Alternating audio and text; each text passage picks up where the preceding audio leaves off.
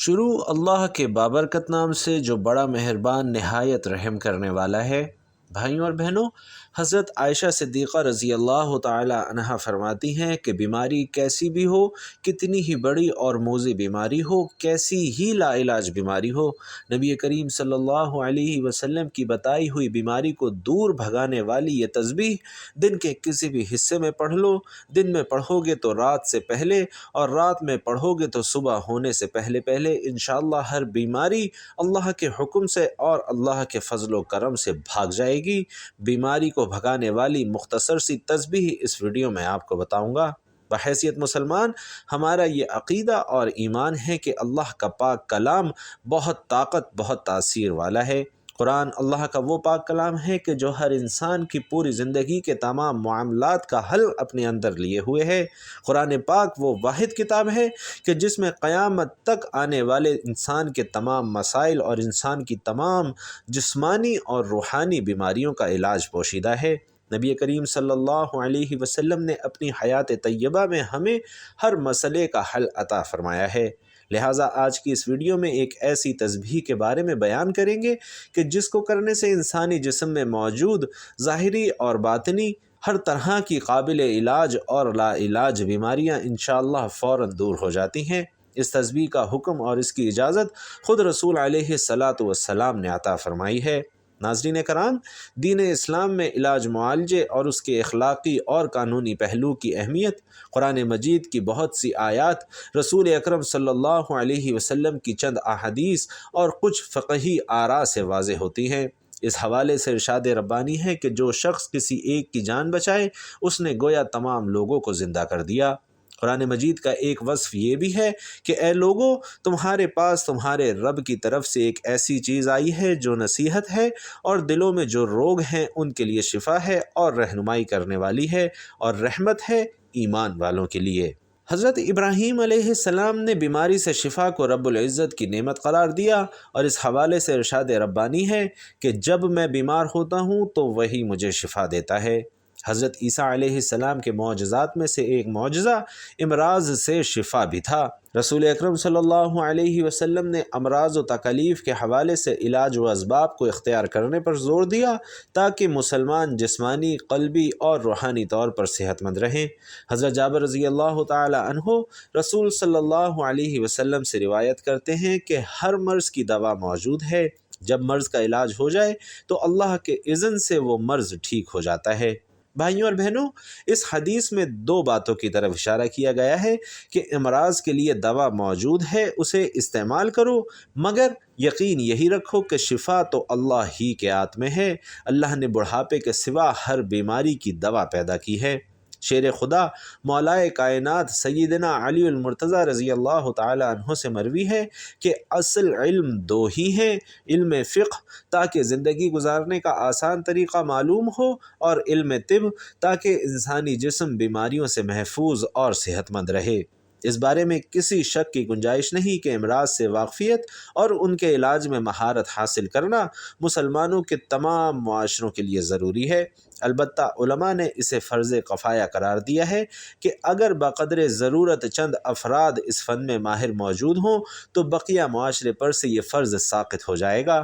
علاج معالجہ تو زیادہ بڑی بات ہے، اسلام میں فقط مریض سے ملاقات کرنے کا بھی بڑا اجر ہے۔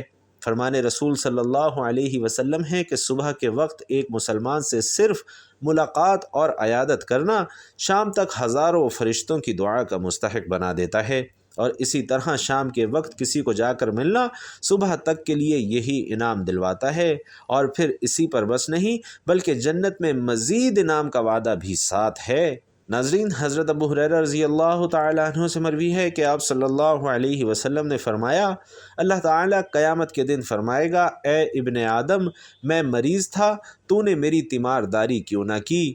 بندہ عرض کرے گا، اے اللہ، میں آپ کی عیادت کیسے کرتا، حالانکہ آپ رب العالمین ہیں، یعنی آپ بیمار ہونے سے پاک ہیں۔ تو اللہ کی طرف سے جواب آئے گا کہ میرا فلاں بندہ مریض تھا، تو نے اس کی تیمارداری نہیں کی، کیا تجھے پتہ نہیں کہ اگر تو اس کی تیمارداری کرتا تو مجھے اسی کے پاس پاتا؟ سبحان اللہ۔ ناظرین، حضرت ابو ہریرہ رضی اللہ تعالی عنہ اور حضرت عبداللہ بن عمر رضی اللہ تعالی عنہ سے مروی ہے کہ آپ صلی اللہ علیہ وسلم نے فرمایا، جب کوئی شخص کسی مریض کی تیمارداری کے لیے جاتا ہے تو اللہ تعالی 70,000 فرشتوں کو مقرر فرما دیتا ہے جو اس کے لیے دعائیں مغفرت کرتے رہتے ہیں۔ یہ تیمارداری کی غرض سے جانے والا شخص جب قدم زمین سے اٹھاتا ہے تو اس کے لیے نیکی لکھ دی جاتی ہے، اور جب قدم زمین پر رکھتا ہے تو اس کا گناہ مٹا دیا جاتا ہے اور اس کا درجہ بلند کیا جاتا ہے، یہاں تک کہ وہ اس مریض کے پاس یعنی تیمارداری کے لیے جا بیٹھتا ہے تو اللہ کی رحمت اسے ڈھانپ لیتی ہے، اور اس وقت تک وہ اللہ کی رحمت میں ڈھکا رہتا ہے جب تک مریض کی تیمارداری کر کے واپس نہیں آ جاتا۔ حضرت انس رضی اللہ تعالی عنہ سے مروی ہے کہ آپ صلی اللہ علیہ وسلم نے فرمایا، جو شخص اچھی طرح وضو کرے اور ثواب کی نیت سے کسی مسلمان بھائی کی عیادت کے لیے جائے تو اسے جہنم سے 70 سال کی مسافت کے برابر دور کر دیا جاتا ہے۔ اسی طرح حضور صلی اللہ علیہ وسلم نے فرمایا کہ تیمارداری کرنے والا مریض کے پاس بیٹھ کر 7 مرتبہ یہ دعا کرے تو اللہ اسے اس مرض سے شفا عطا فرما دیتا ہے۔ اسأل اللہ العظیم رب العرش العظیم ان یشفیک۔ ناظرین، اس کے علاوہ بھی دعائیں احادیث میں آئی ہیں، اس لیے ڈاکٹر بشرط ایمان ان سب اجر و ثواب کا اس وقت تک حقدار ہوتا ہے جب تک وہ نیک نیتی اور خدمت خلق کے جذبے سے یہ امور انجام دے۔ مریض کو تسلی کے کلمات کہنا ہی عیادت ہے جو کہ عبادت ہے، اس کے بعد اس کا علاج معالجہ کرنا مزید باعث اجر ہے۔ اگر خدا نخواستہ ڈاکٹر مریض سے محض پیسے بٹورنے کے لیے کام کر رہا ہے تو وہ دھندا تو کہلایا جا سکتا ہے، خدمت خلق کا نام دینا ناانصافی ہے۔ چونکہ یہ انسانیت کی بہت بڑی خدمت ہے اور اسلام انسانیت سے مکمل ہمدردی کا نام ہے، اس لیے شریعت نے اس بارے میں مکمل رہنمائی کی ہے اور ڈاکٹر کی ضرورت، معیار، ذمہ داریاں اور اس کی معاشرتی حیثیت کو اہمیت سے بیان کیا ہے۔ اللہ تعالیٰ نے اس کائنات میں زہر کے ساتھ ساتھ اس کا تریاق بھی پیدا فرمایا ہے اور بیماریوں کے ساتھ ساتھ اس کا علاج بھی۔ رسول اللہ صلی اللہ علیہ وسلم نے فرمایا کہ اللہ نے بڑھاپے کے سوا ہر بیماری کی دوا پیدا کی ہے۔ اب یہ انسان کا کام ہے کہ وہ اللہ کی دی ہوئی عقل اور تجربے کی قوت کو استعمال کرتے ہوئے دواؤں کو دریافت کرے، اور اس کام کو میڈیکل سائنس اور ڈاکٹر انجام دیتے ہیں۔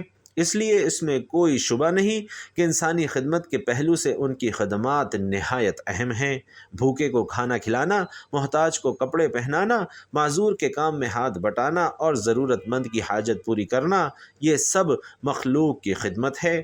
لیکن انسان سب سے زیادہ خدمت کا محتاج اس وقت ہوتا ہے جب وہ مریض ہو۔ بیماری انسان کو اس مقام تک پہنچا دیتی ہے کہ کھانا موجود ہونے کے باوجود وہ کھا نہیں سکتا، ہاتھ پاؤں سلامت ہیں لیکن وہ ایک قدم نہیں چل سکتا، اور تیمارداری اور مددگاروں کے رحم و کرم کا محتاج ہو جاتا ہے۔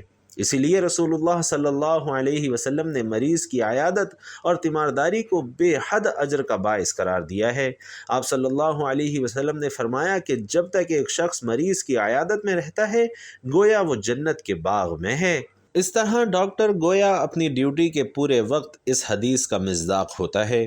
رسول اللہ صلی اللہ علیہ وسلم نے فرمایا کہ لوگوں میں سب سے بہتر وہ ہے جو لوگوں کو سب سے زیادہ نفع پہنچائے، اور کون ہے جو انسانوں کے لیے ڈاکٹر اور معالج سے بڑھ کر نافع ہو۔ اس طرح گویا حضور صلی اللہ علیہ وسلم کی بارگاہ سے ڈاکٹر کو خیر الناس یعنی بہترین انسان کا ایوارڈ ملا ہے۔ اس سے بڑھ کر اور اعزاز کیا ہو سکتا ہے؟ واقعہ یہ ہے کہ یہ گروہ انسانیت کا سب سے بڑا محسن ہے، اور اس نسبت سے ان کی توقیر و تکریم معاشرے کا فریضہ ہے۔ بعض دفعہ ایسا ہوتا ہے کہ علاج سے جلدی فائدہ نہیں ہوا یا مریض کی موت واقع ہوئی تو لوگ ڈاکٹر سے الجھ جاتے ہیں، اور بعض دفعہ تو اس کی جان کے بھی لالے پڑ جاتے ہیں۔ یہ ایک غیر سنجیدہ طرز عمل ہے، اس لیے کہ علاج تو انسان کے اختیار میں ہے، لیکن صحت و شفا اللہ کی مشیت کے بغیر حاصل نہیں ہوتی۔ جو شخص جس مقام کا حامل ہوتا ہے اسی نسبت سے اس کی ذمہ داریاں بھی ہوتی ہیں۔ اس لیے ڈاکٹر اور معالج حضرات کو اپنی ذمہ داریوں پر بھی توجہ دینی چاہیے۔ ڈاکٹر کا بنیادی فریضہ یہ ہے کہ وہ اس پیشے میں خدمت کے پہلو کو مقدم رکھے۔ ہم یہ تو نہیں کہہ سکتے کہ وہ مریضوں کا مفت علاج کرے اور اپنے گھر سے دوائیاں لا کر اسے دے، لیکن یہ ضرور ہے کہ اس پیشے کو محض تجارت اور بزنس نہ بنا دیا جائے اور اجرت کے ساتھ ساتھ اجر کے پہلو کو بھی ملحوظ خاطر لازمی رکھا جائے۔ لیکن اس وقت صورتحال یہ ہے کہ تعلیم اور علاج نے ایک زبردست کاروبار کی صورت اختیار کر لی ہے اور معاشی کشش کی وجہ سے بہت سے ہوٹل اسپتالوں میں تبدیل ہو گئے ہیں۔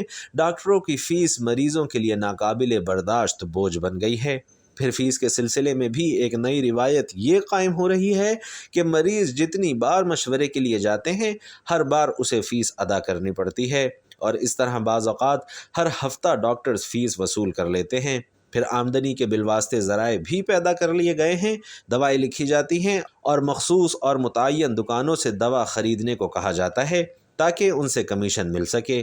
مریض پر بوجھ ڈالنے اور اپنی جیب بھرنے کے لیے ایسا بھی ہوتا ہے کہ جو دوائیں پہلے لکھی گئی تھیں ابھی وہ ختم بھی نہیں ہوتی کہ دوا تبدیل کر دی جاتی ہے اور اسی فارمولے کی دوسری دوا جس کا نام کمپنی بدل جانے کی وجہ سے بدلا ہوا ہوتا ہے لکھ دی جاتی ہے۔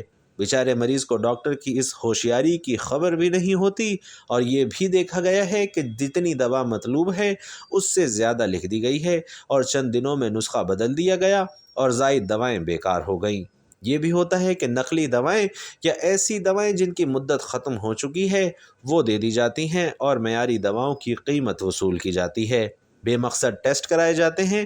مریض نے اگر کسی دوسرے ڈاکٹر سے ٹیسٹ کروایا ہو، چاہے وہ رپورٹ دن دو دن پہلے کی ہی کیوں نہ ہو، لیکن نیا ڈاکٹر پھر سے پورے ٹیسٹ کرواتا ہے، اور یہ بھی ضروری قرار دیا جاتا ہے کہ ڈاکٹر نے جس پیتھولوجسٹ کا مشورہ دیا ہے اسی کے یہاں سے ٹیسٹ کروایا جائے۔ ان اقدامات میں مخلصانہ جستجو اور تحقیق کا جذبہ شاذ و نادر ہی ہوتا ہے۔ اکثر اس کا مقصد زیادہ سے زیادہ کمانا اور اپنی جیب بھرنا ہوتا ہے۔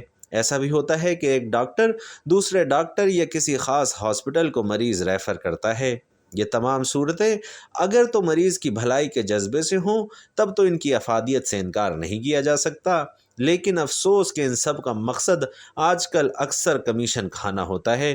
دواؤں پر کمیشن، ٹیسٹ پر کمیشن، مریض کے بھیجنے پر کمیشن، اور جہاں جہاں ممکن ہو وہاں سے کمیشن کا حصول۔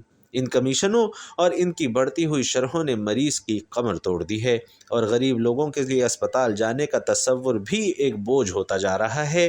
یہ کمیشن فقہی اعتبار سے رشوت ہے، اس کا لینا حرام ہے اور اس میں واسطہ بننا بھی حرام ہے۔ یاد رکھیے کہ اسلام میں جہاں حقوق اللہ کی اہمیت ہے وہیں حقوق العباد کو بنیادی اور دوہری اہمیت دی گئی ہے۔ حقوق العباد میں خدمت خلق بنیادی اہمیت کا حامل شعبہ ہے، اور خدمت خلق کے شعبے میں بیمار اور مریض افراد کا علاج، معالجہ اور ان کی خدمت ایک عظیم نیکی ہے۔ اگر ڈاکٹر حضرات اپنے اس پیشے میں اخلاص اور اظہار کا مظاہرہ کرتے ہوئے اپنی ذمہ داری پوری کریں تو بلا شبہ یہ انسانیت کی خدمت اور ایک عظیم نیکی ہوگی۔ لیکن فی زمانہ ڈاکٹروں کی اور وکیلوں کی بھاری فیسوں اور انسان کو بہت سے معاملات میں الجھا دینے والے ان دونوں محکموں کی روش کے پیش نظر یہ محاورہ زبان زد عام ہے کہ اللہ تعالیٰ انسان کو سفید اور سیاہ دونوں طرح کے کوٹ والوں کے شر سے محفوظ فرمائے۔ یہاں سفید کوٹ سے مراد ڈاکٹرز اور سیاہ کوٹ سے مراد وکلا حضرات ہیں، لہٰذا ان دونوں محکموں کو ہوش کے ناخن لینے چاہیے اور لوگوں کے لیے فائدہ مند ثابت ہونا چاہیے۔ بہرحال ناظرین محترم، ہماری آج کی اس معلوماتی ویڈیو میں ایک ایسی تشریح پیش کی جا رہی ہے جو بیماریوں کے حوالے سے حضور صلی اللہ علیہ وسلم کی احادیث سے ثابت شدہ بھی ہے، اور جب بھی کوئی بیمار آپ صلی اللہ علیہ وسلم کے پاس لایا جاتا یا آپ صلی اللہ علیہ وسلم خود کسی بیماری میں مبتلا ہو جاتے یا آپ صلی اللہ علیہ وسلم کے اہل بیت اطہار میں سے کوئی بیمار ہوتا تو آپ صلی اللہ علیہ وسلم یہ تسبیح پڑھتے اور اس پر دم فرما دیتے تھے۔ اس تسبیح کی بدولت اللہ عز و جل بیمار کو شفا عطا فرماتے ہیں۔ بھائیوں اور بہنوں، آج کے مادہ پرستی اور فتنوں سے بھرے ہوئے زمانے میں غریب لوگ بے حد مفلسی اور تنگ دستی کی زندگی گزارنے پر مجبور ہیں۔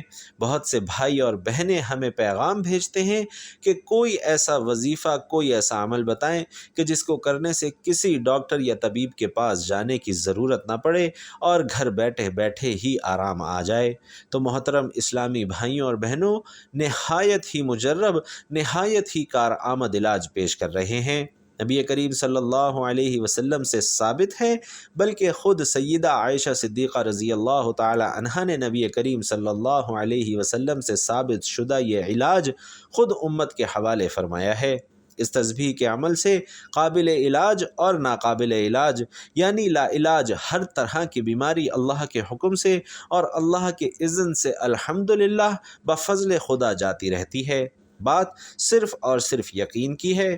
اگر آپ ڈاکٹروں سے علاج کروا کر تھک چکے ہیں اور اپنا بہت سارا ڈھیروں مال ڈاکٹروں کی نظر کر چکے ہیں، لیکن پھر بھی شفا یابی سے محروم ہیں، یا پھر آپ کے پاس اتنے پیسے ہی نہیں ہیں کہ آپ بڑے بڑے ڈاکٹروں کی فیسیں ادا کر سکیں، اور یہ چاہتے ہیں کہ گھر بیٹھے ہی اللہ پاک آپ کو ہر طرح کی موذی اور خطرناک امراض سے نجات عطا فرمائے، تو آپ نے یہ تسبیح اپنے معمولات میں شامل کر لینی ہے۔ انشاءاللہ پہلی ہی بار پڑھنے سے افاقہ آپ خود محسوس کریں گے۔ اگر آپ خود بیمار ہیں تو خود کو یہ تسبیح پڑھ کر دم کر لیں، لیکن اگر کسی دوسرے کے لیے یہ عمل کر رہے ہیں تو بھی درست ہے، اور اللہ کے حکم سے دوسروں کو دم کرنے سے انہیں شفا یابی حاصل ہو جائے گی۔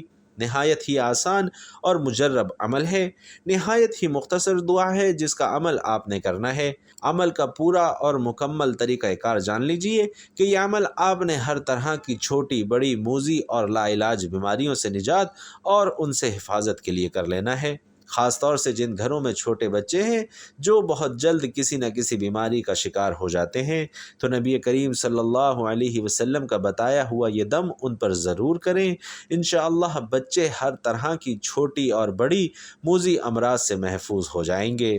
ناظرین محترم، بغیر کسی شک و شبہ کے اور بغیر کسی حیل و حجت کے جو دم ہم آپ کو اس ویڈیو میں بتا رہے ہیں، اسے اپنی روزمرہ کی زندگی میں شامل کریں اور انشاءاللہ آپ خود ہمیں دعائیں دیں گے۔ ابن ماجہ میں اس حوالے سے بہت سی دعائیں اور نبی کریم صلی اللہ علیہ وسلم کے دم فرمانے کا مفصل بیان موجود ہے۔ اسی طرح بخاری شریف اور مسلم شریف کی ایک متفق علیہ حدیث ہے کہ حضرت سیدہ عائشہ صدیقہ رضی اللہ تعالی عنہا نے فرمایا کہ رسول کریم صلی اللہ علیہ وسلم اپنے بعض گھر والوں کے بیمار پرسی کرتے تو اپنا دایاں ہاتھ مریض کے درد والے حصے پر پھیرتے اور یہ دعا پڑھتے: اللہم رب الناس اذہب الباس واشفی انت الشافی لا شفاء الا شفاؤک شفاء لا یغادر سقما، یعنی اے اللہ لوگوں کے رب، تکلیف کو دور فرما دے، تو شفا دے دے، تو ہی شفا دینے والا ہے، تیری ہی شفا ہے، تو ایسی شفا عطا فرما جو کسی قسم کی بیماری نہ چھوڑے۔ ناظرین، اس دعا سے پیاری اور عاجزی والی اور کون سی دعا ہو سکتی ہے؟ تو یہ دعا آپ کسی بھی بیماری سے نجات کے لیے کریں یا پھر کسی بھی بیمار کے لیے کریں تو جان لیجئے کہ اس دعا کو کم سے کم 7 بار، لیکن اگر زیادہ ہو سکے تو 21 بار پڑھ کر پانی پر دم کر کے وہ پانی مریض کو پلا دیں۔ اگر اپنے لیے یہ عمل کر رہے ہیں تو خود یہ پانی پی لیں اور درد والی جگہ پر پھونک بھی مار لیں۔ پہلے ہی دن کے عمل سے مریض کو شفا ملنا شروع ہو جائے گی۔ پھر جب آپ دوسرے دن یہ عمل کرنے کی نیت ہی کریں گے تو مریض خود کہے گا کہ اب الحمدللہ میں پہلے سے بہتر محسوس کر رہا ہوں۔ ناظرین، اس تسبیح میں اللہ تعالیٰ نے اتنی برکت، اتنی طاقت رکھی ہے کہ اگر آپ کا مریض ہسپتال کے ICU وارڈ میں انتہائی سیریس حالت میں بھی ہو اور اگر اللہ نے اس کی زندگی دراز کی ہوئی ہے تو اس پر بھی دم کریں گے تو انشاءاللہ وہ اٹھ کر بیٹھ جائے گا۔ اس بات سے کون انکار کر سکتا ہے کہ اللہ نے قرآن میں مومنین کے لیے شفا ہی شفا رکھی ہے، لیکن نہ صرف مومنوں کے لیے بلکہ پوری بنی نوع انسانیت کے لیے اللہ نے اس میں شفا یابی اور صحت اور تندرستی رکھی ہے۔ بات صرف اور صرف عزم اور یقین مستحکم کی ہے۔ اللہ تبارک و تعالی سے دعا ہے کہ نیکی کی بات کو سننے، سمجھنے اور اس پر عمل کرنے کی طاقت اور توفیق ہم سب کو عطا فرمائے۔ میرا سنانا اور آپ کا سننا اپنی بارگاہ میں قبول و منظور فرمائے۔ آمین یا رب العالمین۔ ناظرین کرام، آخر میں آپ سے گزارش ہے کہ اللہ تعالیٰ کے 99 ناموں میں سے کوئی بھی ایک نام لکھ کر کمنٹ باکس میں ضرور شیئر کیجیے گا۔ اللہ تعالیٰ ہم سب کا حامی و ناصر ہو، آمین۔ السلام علیکم ورحمۃ اللہ۔